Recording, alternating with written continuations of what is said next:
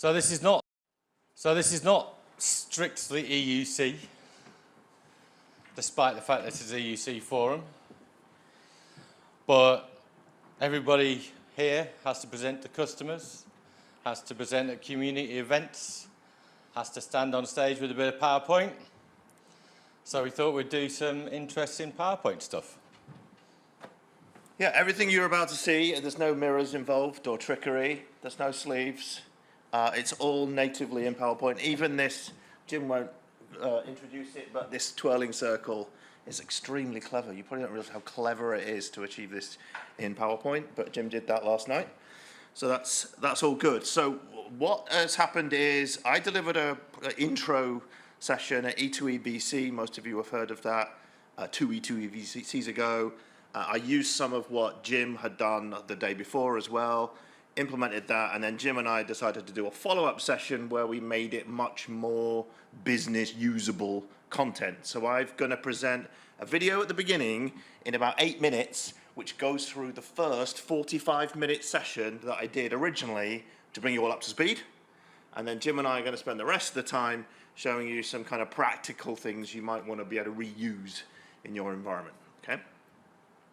So I know I'm talking about Jim and I, but maybe you want to introduce yourself, Jim, in case anyone doesn't know you. My name's Slim. Jim. The slim possibility. My name's Jim Moyle. I work for Microsoft as a product manager and have been around the EUC community forever. Yeah, my name's Chris Marks. I am also a product manager. I work at Parallels. I've been infinitely involved in EUC at a similar time to Jim. So, without further ado, let's introduce Lee. Hello, Lee. You just want to mention it's being recorded. It's being recorded. This is being recorded. If any of you got laptops, no one's actually got the laptop open. If you want to, oh, Neil has. You can get your laptop open. We're actually going to be showing you how to do this stuff, not just demonstrating the finished product. So this is going to build up from how do you actually turn this stuff on. So if you want to play around with it and do it to your heart's content, that's fine. We'll also be sharing all of these native slides. We won't be evil enough to turn it all into a PDF. We'll actually share the PowerPoint with you, minus 1 or 2 things, and you'll see why it'll be minus 1 or 2 things when we get there. Okay, level 1, continuing Elcho's gaming theme. Let's go through this 8-minute blast of the things that, some of this stuff most of you will know, some of this stuff you might not, but let's just bring everyone up to speed. So sit down for this bit. Yeah, sit down for this bit. If I can get my mouse onto that screen. There we go. So, the first thing, and it's fundamental in PowerPoint, is PowerPoint works in layers. And you need to know there's this thing called a selection pane. So the selection pane, you find it in the same place you find alignment and rotation and all that kind of stuff. And on the right-hand side here, you can rename your objects. Normally they're called, you know, oval 1 or square 5, that kind of stuff. If you rename your objects, it makes life an awful lot easier going to do the stuff you're about to do. As well, most of you will know bring to front, center, back, that kind of stuff. You can use the selection pane to drag things up and down, and that automatically brings them to a particular level. You haven't got to go bring forward, bring forward, bring forward, bring forward. You know exactly what you're doing. You can also turn them completely off. So if you've got quite a complicated diagram, let me just pause it there. I'm talking faster than the video is running. If you've got quite a complicated diagram, obviously it won't be like 7 circles. It will be maybe an architectural diagram with something in front, something behind. You can then, while you're messing around with part of your image, turn the image off that's in front, mess around with it, and then turn it back on again to bring it back in front of you. Right? It's really quite handy. Selection pane is fundamental that you know what it is. It's extremely useful to manipulate objects in PowerPoint. We are going to be using that selection pane a little bit as we go. So, PowerPoint's also useful to do other really cool, quite cool and advanced things, right? So it can remove the background automatically from the picture on the left. Okay, all you do is click on that picture. You go into your picture format menu, and the very left-hand thing you've got there is remove background. Surprisingly enough, that's exactly what it does. Now, it's not perfect. So as you can see, the chest is still purple on this little doggo. You mark up roughly where you want to keep. It has a second guess. There's still a little bit missing, so you kind of remind it again. It has the third guess. And that's pretty cool, right? So that's okay. And then you click on remove background and away you go. It can remove quite complicated objects. So if you've got a photo image or something you want to use, it can remove all of that. Background's completely transparent as well, so that helps too. Now, where do I pause that? Custom shapes. This is really useful. Jim and I are both going to show you some examples of this. You've got two objects and you want to kind of combine them together. This becomes really useful when you're maybe highlighting an area of an architectural diagram. You don't want a circle, you don't want a square. You might want like an L shape coming round. You can combine two squares together to create that. Union joins them together, as you can see, into one object. Combine's going to join them, but it's going to, any overlapping area it's going to remove. You can do some quite advanced stuff with this. Fragment is almost the same, but fragment keeps all three pieces. So it's going to keep the piece on the left, the piece on the right. I'll just separate them to show you. And intersect is the opposite of combine. So rather than removing the overlap, it only keeps the overlap. So you can get really complex images and designs and all this kind of stuff there.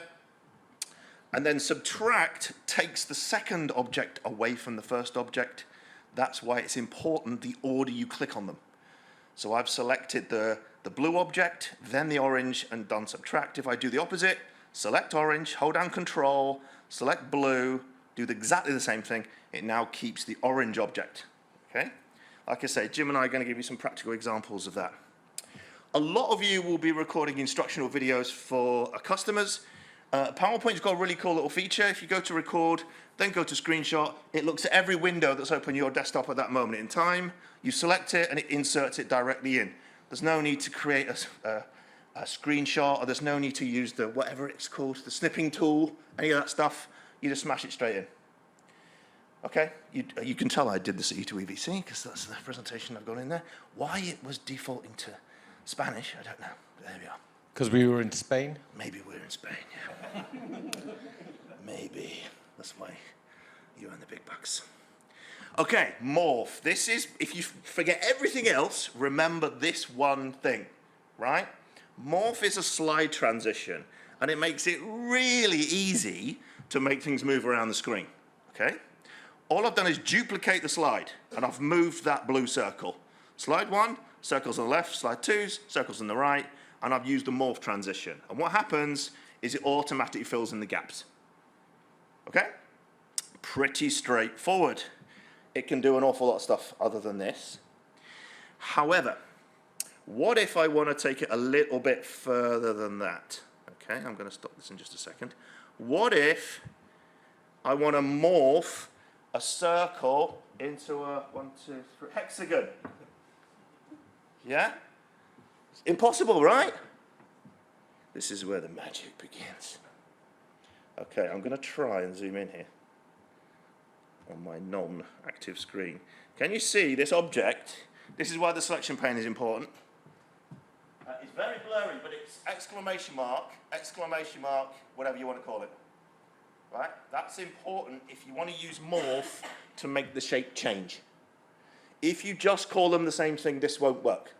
You've got to use these two exclamation marks. See that? So, what I've done, is I've called that green hexagon, exclamation mark, morph 1, and on the previous slide, the blue circle is called exclamation mark, morph 1. Okay? And what that achieves is, as long as on the slide that's got the hexagon on it, I again use the morph transition. It's always the second slide morph needs to be on, the receiving slide. Now, when I do that, because they're both called the same thing, PowerPoint tries its best to convert one to the other. Okay? Pretty cool.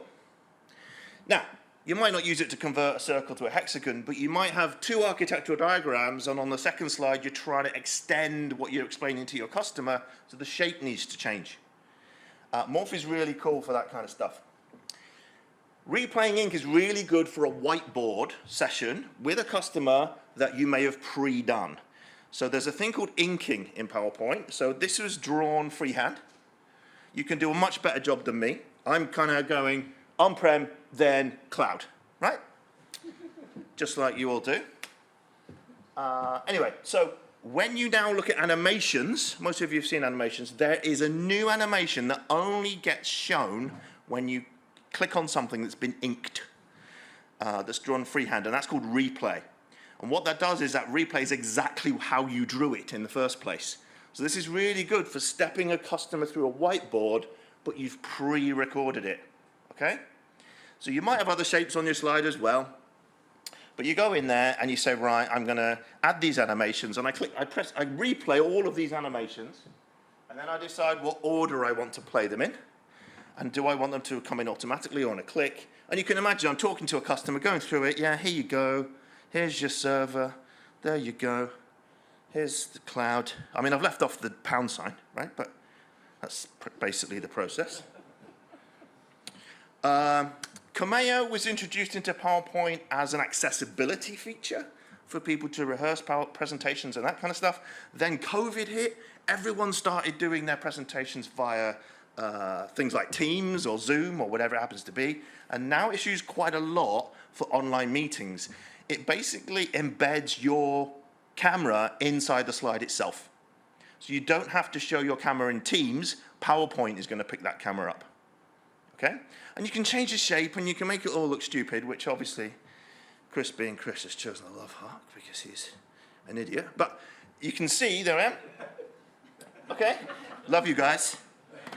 You can see Cameo works there. Plus, not only does Cameo kind of show your webcam and it shows it live, but obviously different slides, you might want your face to be in different places because it's in the way. And morph still works. So you move it around, change the size, all this kind of stuff, move it to somewhere insignificant in the second slide, and it means you can kind of morph your camera as well as a shape. I'll just show you that. There you go. Happy days. Right, so that was 45 minutes of content in about 8 minutes. But that basically is what that kind of stuff boils down to. Oh, what I will say, if you are going to use Cameo on Teams, Teams cannot record that video. So if you record the session and then share it with your customer, it will just give you a blank space where that Cameo will have been. They'll see it live, but Teams won't record Cameo because you're not sending the webcam output to Teams because that's what it's expecting. Okay, so that's one caveat you've got right there. So that was level 1. So for level 2, I'll pass you over to Jim. Thank you very much. So we thought we'd just do just a couple of sample intro slides. And I'm Jim Moyle, I'm from London, and you can see the picture of London just moving slowly backwards and forwards and inside that little cutout. Just a nice little subtle effect for a bit of visual interest on an intro slide. You can use it for a lot of other stuff. So let's make a oblong, let's copy it 4 times. So group them up, tilt it up, ungroup them. Let's change the length, make it a bit more interesting. Reposition it, that's fine. And another trick that I use a lot when I'm doing these kind of shapes is then draw another shape over the top and then use that subtract that Chris just showed. Loads of nice stock images, find one of London, and then actually we'll just do a traditional animation. Instead of up and down, we'll make it go side to side, we'll make it go slowly. This video is very fast. You will get a copy. Yeah, you will definitely get a copy as to how to do this. And then I'm just going to make it repeat endlessly, going backwards and forwards, and then send it back, and then just stick my name on in a nice impact font, and that's it. So you get a nice effect through a window of something that moves backwards and forwards. So a little bit of interest for an intro slide. Awesome. So another way of doing a similar thing, just to show you a couple of ways of doing this. You've got this thing that kind of merges in, and this is where I'm going to kind of come out and show you PowerPoint itself. With Morph, what you maybe want to get into the habit of thinking is the size of the slide is not the size of the area you've got to work with. When you're dealing with these Morph animations, often you'll put stuff miles off the screen because you want them in the following slide to then come into the screen. That's the whole idea. Yeah? So if I just show you that, what I'm going to do is build a blue rectangle. Again, it is kind of similar to what Jim showed you. Let me just bang that in. There we go. So this time I'm just going to build a blue rectangle, and I'm going to cut out the top left corner. So again, this is using that subtract shapes thing. So I'm going to put a second shape over the top of the first shape, and then I'm going to take it away. Take it away. Chris is much slower than me. Yeah, in everything. You want to talk about it? Yeah. Yeah. I've talked about it too much. Right, so now I've created that basic thing. Where you see that white patch, that's now transparent, right? Because I've taken shape A away from shape B. So what I now want to do is just whack my name on there. Not Jim's name. Oh, that would have been funny, wouldn't it? But anyway. So put my name on there just to show you, obviously, don't use my name, use your name. And then I'm going to kind of copy that and show you could do the same thing with a logo or any other piece of text. I'm constructing the slide how I want it to look like when it's finished. Okay, this is the idea. So I'm just going to copy that and make a cool logo by typing the words cool logo. And then I'm going to find an image. So I didn't want to use London. I wanted to use a picture that looks most like me.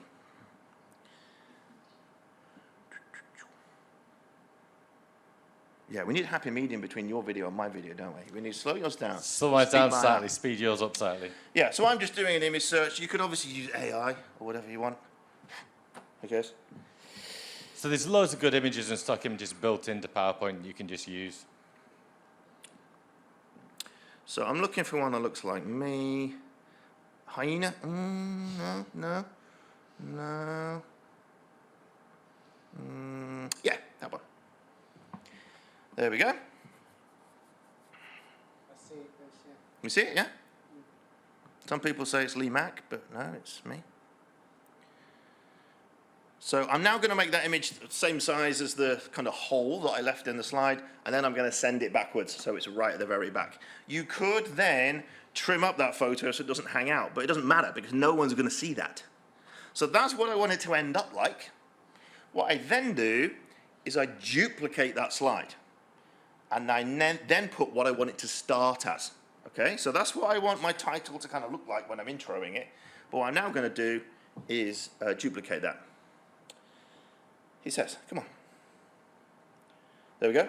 And I'm going to go to the first slide, and I'm going to make that blue shape extremely large. It's going to fill up the entire slide, and that's when you get the zoom out effect when you use morph on the second slide. Okay? So that slide, I'm going to cover up the entire slide space. And all I'm going to do is drag my name off one side, drag the logo off the other side.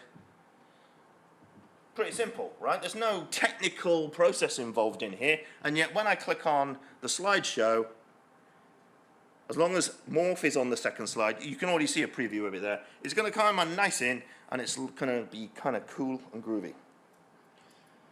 Avoid all the horrible animation stuff you used to have to do. There we go. So really simple. Anyone can do that. It's just getting to grips with the fact that the area you're working on is not just the size of the slide. Okay?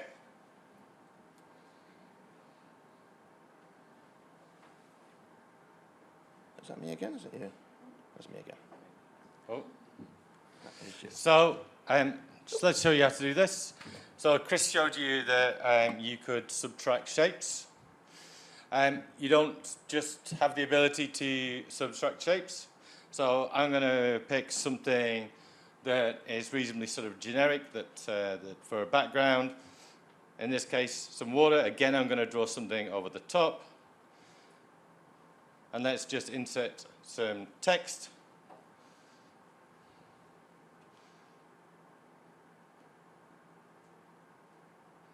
I actually had to record that about 5 times so I spelt it wrong every single time. Always happens when somebody's watching you, right? Make it nice and big. And now I'm just going to subtract it. Again, just a bit of visual interest as you're doing your slides. Awesome. Okay. Oh, this is you again. Oh, okay. Yeah. So I put this in because I did a sort of like process thing, and effectively like a timeline. And all I'm doing is moving along the timeline. It looks really smooth, looks really easy to do. I've just extended that line either side of the slide, duplicated it, and hit morph. That's it. You don't need to keep all of the bits to the left and the right. You can add it in as you need, so you don't need to have like all of this 25 steps. You can just delete off the sides as you need and add on as you need. But it gives you a nice, really smooth sort of like timeline through your whatever you want to present. So he's transitioned to new slide. Yes, so it's a new slide. All you do is move the timeline across, put morph as the transition, and it just smoothly moves it through. Yeah, I'll give you an example of this. So, Jim's slides are all professional and stuff, and I tend to go a little bit amateurish. So I had this rocket flying in with my name on, and then the rocket flies out and it disappears, and I had sound effects and everything. But just to show you how that works, just to give you an idea, I'm going to break out into the actual presentation, right? So what you have is a before scenario. So a lot of the times morph is arranged in threes, and it can get quite busy. So I've just made that rocket enormous, but off screen. And there'll be other content on that slide in real life. I'll be talking about something else, blah, blah, blah, blah, blah. That rocket is just sitting there. And then the next slide, I put the rocket where I want it to be. So as morph changes from slide A to slide B, that rocket is simply going to go from position A to position B. So it's going to fly in on the screen. Very similar to Jim's timeline, right? Then I want it to leave. So that's why it's all in threes, because then I want it to get out the way. So I've got to paste it onto the next slide. So first slide is on the left, middle slide is the one I actually want it to show, last slide is on the right. So it's going to just appear like Chris is absolutely awesome. That's what it's going to appear like. And he's actually part of NASA, obviously. Because why would I lie? There we go. So then you've got this rocket, obviously it could be anything. You've got rocket ship flying in, and then the whole thing flies out. Does that kind of make sense, how that morph thing is constructed? There is an option to do it with letters and words as well, and I've just kind of given you an example here. So you can actually move the letters around with morph. Again, if you try to do that with animation, that would take you ages to try and move all those letters around, okay? So just to kind of show you where that is, inside morph, if I just zoom in here. So morph is a transition, as you can see on the top there. And on the right-hand side, it says effect options, right? And effect options, it's normally on objects. You can make it go to words, or you can make it go to characters. And again, this could be something you might want to use, but it's extremely simple to use. And it's back to you, Jim.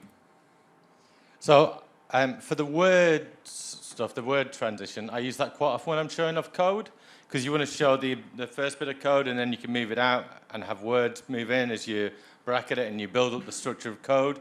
So I quite often do that when I'm showing PowerShell to make it nice and easy for the audience to understand. This is a kind of a cool spinning effect. The way that I did the blue spinny circles at the start is very similar to how I did this. So holding shift with an arc to make sure it's a perfect quarter of a circle. Let's make it a little bit thicker. And we're going to add a gradient. And I want the gradient to be one end is white and the other end is the same as the background. Copy that, spin it 180 degrees. Group it together, stick it in the middle of the slide. And now you can see it spins really fast. So we want to take the spinning, instead of spinning it once really fast, we want to spin it slower. And we want to make sure that it just repeats till the end of the slide, and put your nice, awesome Wells quote in the middle. Now, for that original blue spinny side with the circles, what I did is instead of having two arcs, I had one arc that was half of the circle, and then I put a shape on top with circles cut out of it using the subtract shape, and then I span the overlay at the same time as the under blue arc. The session is recorded. You can watch it back to understand what Jim just said. And it looks very good. Oh, so this was also one of the opening bits of a session I did about PowerShell. And this isn't about Polish people, this is about polish. And I tried to find the most polished item in the world. And anybody recognizes that? That is they call it the Chicago Bean. It's a sculpture by Anish Kapoor. The reason it's the most polished thing in the world is because as part of the contract with the city of Chicago, Anish Kapoor has said that every single morning and evening it needs to be polished by somebody to the height of somebody's hand, so about 8 feet. And every week the whole thing needs to get polished so it will constantly have a perfect shine. How long do you think that contract with the city of Chicago lasts? Bear in mind that Anish Kapoor is a dick. 1,000 years. Yeah. Look it up on Wikipedia. 1,000 years he has contracted the city of Chicago to polish that sculpture. I don't know. So all that was done with was the same thing that Chris showed, polished with the words cut out, and then morph as made it really big. I wanted to show off 2 things. One was how to make your slides accessible, and 2, how to use Copilot. So I asked Copilot to write me 6 slides on how to make your slides accessible. And in 2 prompts, I got the following entirely accurate, almost, ways to make your slides accessible. Now, some of the tricks that we've been showing you, like when you take words and you use the subtract, that means to PowerPoint it's no longer a word. So if anybody's listening to the slides through the accessibility tools, it won't pick it out as a word. So you need to put some hidden text on there to say what you've got that you're doing fancy tricks with. There's an accessibility checker that says your contrast must be good, so it will tell you if your contrast is bad. Your font size should be about 24 points. Interestingly, the slides it gave me, it wasn't 24 points. That's what it looks like at 24 points. And add alt text to your images as well. Use headings as well. So you know when you get a slide, it goes title and content, and quite often you're like, oh, I don't want it there. So you'll just delete the bit of the box that says title. Try and avoid doing that because that title tag on that text box means something to PowerPoint when somebody's listening to your slide. Can you add the title header again? You can add it back again later, yeah. So if you just draw on the text box, can you mark it as a title again? I think you can, but I haven't checked that. I think you can. But if you use the built-in sort of like existing styles, then it will just guarantee to work. Yeah, so try and avoid using just random text boxes as titles. You can even just take that title box and drag it off the slide, and the reader will still read it for the people who need to access your content.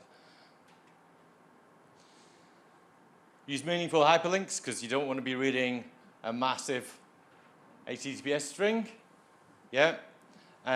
Describe the destination, avoid using click here. AI will try and caption your pictures, and it does a reasonable job, actually.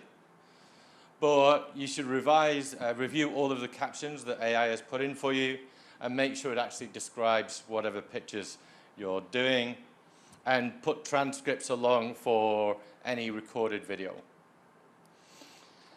Just like Chris said that there was a selection order, there's also a reading order. So for your text boxes, there's also a reading order so that, again, when people are listening to those slides, it gets read to them in the right order. And you can change the reading order in your accessibility tab so that you can make sure, even if you've changed it around, you can quite easily change the reading order for your slides.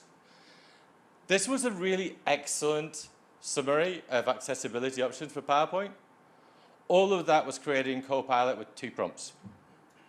And it's all right, and it was super easy to do. So that's how to make your stuff accessible and how to use Copilot with PowerPoint. Oh, there's one more slide. There's a summary slide. Use an accessible template, blah, blah, blah. Worth $20 of anyone's money. Right. Now, up until now, we've been showing you Morph. We're just going to show you some a couple more advanced scenarios just for those of you that want to stretch your legs a little bit. So let's take it beyond Morph and see what kind of other stuff you can do. So I'm just going to give you an example that's got a few things on it. So I'm going to have some text and I want it to scroll in from the bottom, and I can't really do that with Morph because I want it to start and stop in a particular place. So I'm going to make the background black. You haven't got the audio in this, have you? Yes? Because it is being recorded for YouTube. Oh. Yes, well, we will edit the video before we publish. I will do that, Chris. So I'm going to rotate this text box about its y-axis, which basically means I'm going to lean it backwards, because I want this text to come scroll. You can probably see the effect I'm going for here, right? So I'm zooming out. And again, this is where you need to get to grips with the fact that that slide is not the working area you've got. I'm dragging it off screen, okay? And now Jim's done it a couple of times, but I'm going to use a thing called animation, which is the old way of moving things, but it really is what I need at this moment in time. All I'm going to do is make it go from the bottom to the top. I'm just going to give him a little preview. That's absolutely happy days. So I've now got this text kind of scrolling up. What I am now going to do is I'm going to say, well, I don't just want it scrolling off the screen, because in the film, it kind of goes off into the distance, right? So it's difficult to make that text roll like it would do in the film, but what I can do is kind of fade it out gently. So what I'm doing is I'm giving a shape soft edges, which essentially mean they kind of fade out to be transparent. So as that text goes into that shape, it'll slowly fade out. That's the idea, and I'm just hanging out off the top of the slide. Again, bear in mind, most of that shape is not on the slide. The bit that I cheated with, I just went online and looked for Star Wars font, typed in what I wanted in Star Wars font, and then just pasted an image of it here. And I'm now then going to zoom it out. That's an exit effect. You've got entrance effect and exit effects. I'm making sure the order is correct here. So the title of picture 6 is going to come in. Then I'm going to put some more text in, and again, I'm going to add entrance effect and exit effect. So when the title leaves, the second piece of text arrives. So I'm fading it in, and my exit effect is going to fade it back out. Okay? And then I'm just making sure it's in the right order. The episode 1 kind of scrolling text, I want that to be coming in last. And then lastly, I add some audio. You may be able to guess the audio that's on there. The clues in the name. And then I'm going to make that come in right at the very beginning. Okay, so it didn't take long. That's maybe, I don't know, 3 or 4 minutes. Okay? But the effect could be pretty cool. Let me just show you the actual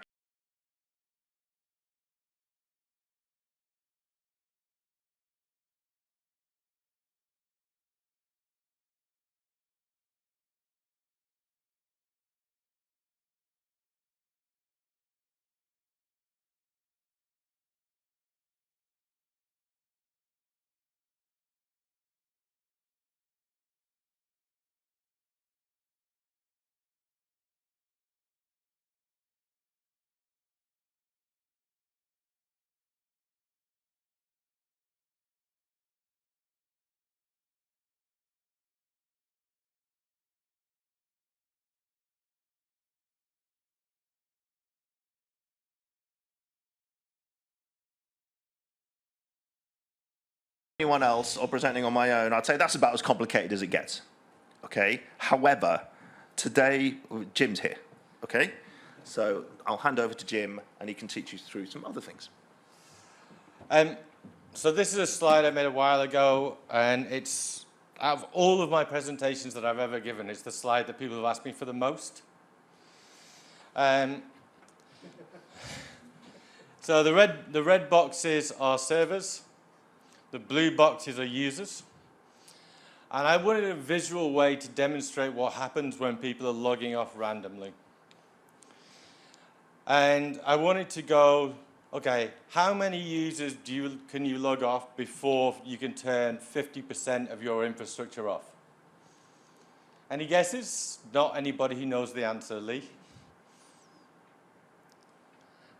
It's 96% of your users you need to have logged off, if it's 16 users per box, before you can turn off half your infrastructure. And I really needed something visual to show this. So I randomized the disappearing of the boxes, and every time the box was empty, then I would turn off a server. And we're still not hitting half our infrastructure off, and now we have. And then as individuals log off later on, then we can see that. Now, in the actual presentation, I did this 2 or 3 times with different randomizations in order to show that it worked, and then I showed how it worked in code. So how did I make sure that that was properly random without sitting there and rolling a dice a million times? Well, if you have a look, the animation pane is currently empty. I need a way to randomize this. PowerShell to the rescue. So if you look, I've now got a little lonely blue box there. And I wanted to start in a place that wasn't an actual user, so that the first user to log off was always different. So I'm going to add a disappearing animation to that box. Now what I can do is I can actually then examine that slide in PowerPoint, in PowerShell.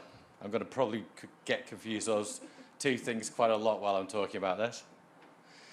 I could have named that shape something more sensible. That would have been a good idea. But I named it just happened to be named rounded rectangle number 664.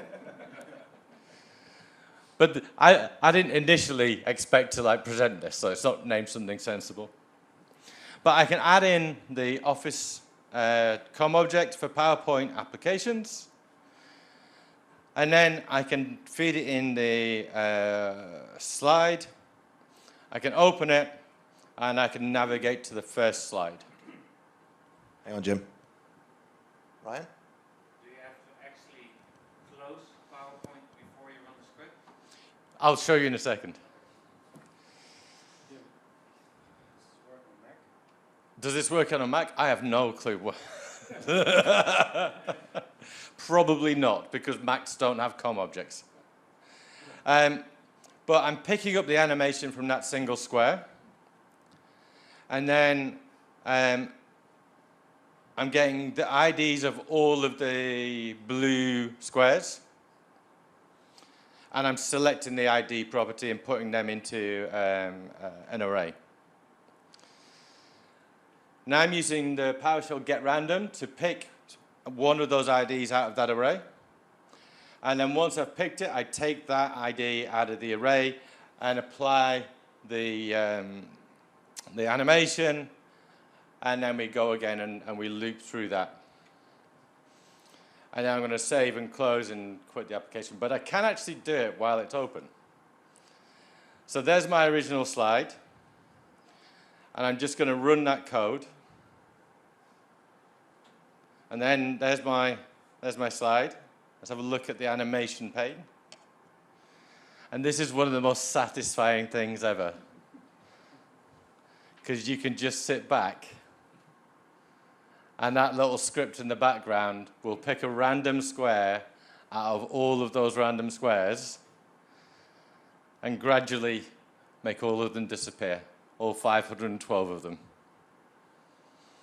Now, in order to make the servers, the red boxes disappear, I just did that manually because I find otherwise I'd had to find like the parents to the squares and stuff. It would have been really annoying. So, like, automate what you have to. You don't have to automate everything, right? Manual stuff is good sometimes.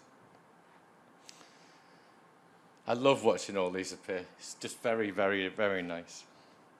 But I'm not going to make you wait. So eventually it will do them all, and it will give you a slide that is completely random in the way all of those boxes disappear. So if you want to do cool stuff, you can actually make PowerPoint slides inside PowerShell. I could have done it all if you wanted, but that would have been annoying to do. But all I needed was a proper random way to make those boxes disappear. I think I'm just going to let that. I'll just enjoy that. Just watching that. Should have put a theme tune. Should have put a Should have put a theme tune on. I think that's some nice copyrighted music over it. So Maybe that the when it Archers puts- or something. Yeah. But that's the new random. You can also use shadows in an interesting way.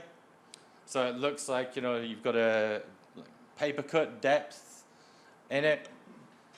Nice, easy thing to do. All you do is a drop shadow on shapes. A little bit of visual interest. So that, as you will agree, Vicky, is an amazing PowerPoint presentation about PowerPoint. We do have a couple of minutes left before we grab a beer, or a round table actually. So any questions on Morph? Any questions on how we did that? What's your recommendation on using transitions in a longer deck? Like, you don't want to do a transition every slide. So the way I think about transitions, you know when Chris said that your working area is more than just the slide? So when I was doing that timeline, I was doing a morph transition every time I moved down the timeline. And it looked as if there's only one working area and you're moving between it. And sometimes in that presentation, I would move down to look at some code and then move back to the timeline. So doing funky transitions between slides, no, I hate it. But if there's a purpose to it, if it makes it look like you're working with one page of information, then yeah, you can do it. But yeah, funky transitions without purpose, don't do it. Yeah, and definitely avoid that curtain thing. With the applause you can turn on. What's the there was an online PowerPoint presentation thing a few years ago where it used to like zoom every slide was Prezi. Prezi. It used to like fly between them. Yeah, so I think a lot of the PowerPoint features that got put in after that were because Prezi happened. I've used that. I used that when it first came out for making it look like you're on one working area and you can zoom in and zoom out and across and back and forwards. Yeah. Yeah, I'm pretty sure that's where Morph came from, is to try and get a few more of those types of features in. Because all you've got to do is make the shape smaller and bigger between one slide and the other, and it looks like you're zooming in and out anyway, which is kind of what Prezi would do. Maybe I missed the first couple of minutes, but how do you handle shitty beavers in your PowerPoint presentation? Buy an Audi. Shitty beamers can mess you up. Like I've had videos that a beamer wouldn't represent, so I'm like, I'm safe. I've recorded all my demos, and every time a video came up, the screen went blank. So I had to stand there in front of a whole crowd of people and say, imagine this was the vCenter console. We have some VMs down here, and this is what I'd be doing if you could see it.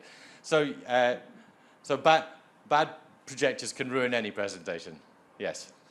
But also with contrast?